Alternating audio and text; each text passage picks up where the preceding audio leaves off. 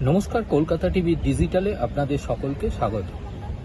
শুভেন্দু অধিকারীর দায়ের করা আদালত অবমাননার মামলা খারিজ করে দিলেন বিচারপতি অমৃতা সিনহা। বিচারপতির মন্তব্য, মানুষকে শান্তিপূর্ণভাবে থাকতে দিন। মূলত শুভেন্দু অধিকারী যখন বিরোধী দলনেতা ছিলেন, তখন তার নিরাপত্তা রক্ষী বিধানসভায় ঢোকা নিয়ে যে মামলা দায়ের হয়েছিল, তাতে বিচারপতি নির্দেশ দিয়েছিলেন যে বিধানসভার ভেতরে কোনো নিরাপত্তা রক্ষী নিয়ে ঢোকা যাবে না।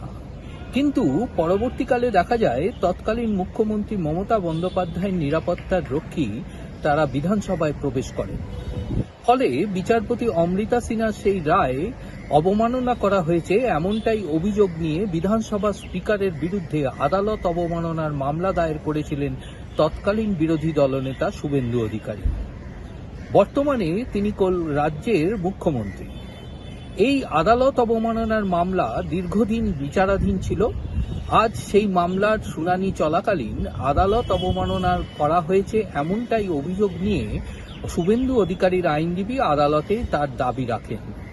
অপরদিকে বিরোধী পক্ষের বক্তব্য থাকে যে এই বিষয়টি মুখ্যমন্ত্রীর জেড প্লাস ক্যাটাগরি নিরাপত্তার বিষয়। বিচারপতি অমৃতা সিনহা উভয়পক্ষের বক্তব্য শোনার পর পরিষ্কার জানিয়ে দিয়েছেন যে তাদের এই আবেদন খারিজ করা হলো, অর্থাৎ শুভেন্দু অধিকারীর যে আদালত অবমাননার মামলা তা খারিজ করে দেওয়া হলো। পাশাপাশি বিচারপতি মন্তব্য করেছেন, মানুষকে শান্তিপূর্ণভাবে থাকতে দিন।